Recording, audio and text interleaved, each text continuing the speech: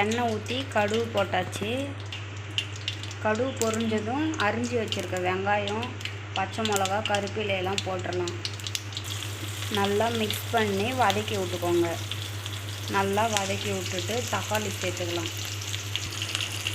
எங்கள் சேனலில் இப்போ தான் 492 சப்ஸ்கிரைப் வந்திருக்குங்க ஃப்ரெண்ட்ஸ். நீங்கள் ஹெல்ப் பண்ணலைன்னா நாங்கள் இந்த அளவு க்ரோ ஆகி வந்திருக்க முடியாது. இன்னும் நீங்கள் நல்லா எங்களுக்கு சப்போர்ட் பண்ணுங்கள் ஃப்ரெண்ட்ஸ்.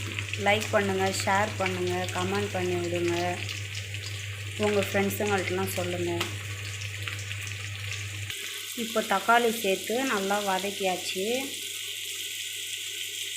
நல்லா வேகட்டும். அது ஒரு கிரேவி மாதிரி ஃபார்ம் ஆகும். அந்த நேரத்தில் இஞ்சி பூண்டு சேர்த்து மசாலாலாம் சேர்த்துக்கலாம். இப்போ வந்துட்டு இஞ்சி பூண்டு சேர்த்துட்டேன் ஃப்ரெண்ட்ஸ். தேவையான அளவு உப்பு, மஞ்சத்தூள், கொத்தமல்லி தூள், மிளகாத்தூள், தேவையான அளவு கலர் பவுட்ரு போட்டிங்கன்னா குழந்தைங்க வந்துட்டு அது கலர்ஃபுல்லாக இருக்கிறதால கொஞ்சம் விரும்பி சாப்பிடுவாங்க. கேரட்டு, கறி பன்னு, புதினா, கொத்தமல்லி எல்லாத்தையும் நான் சேர்த்துட்டேன். அந்த வீடியோ என்னால் காட்ட முடியல. கொஞ்சம் அட்ஜஸ்ட் பண்ணிக்கோங்க.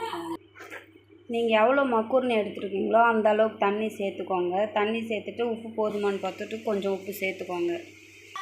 நீங்கள் எடுத்து வச்சுருந்த மக்கூர்னியை சேர்த்துக்கிட்டு அது வெந்ததும்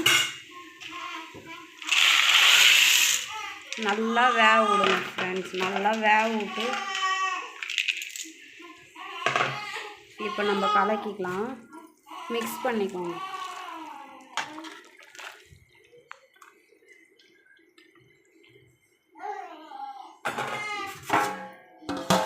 மூடிடுங்க. நல்லா வெந்ததும் அப்புறமா சாப்பிட்லாம் ஃப்ரெண்ட்ஸ்.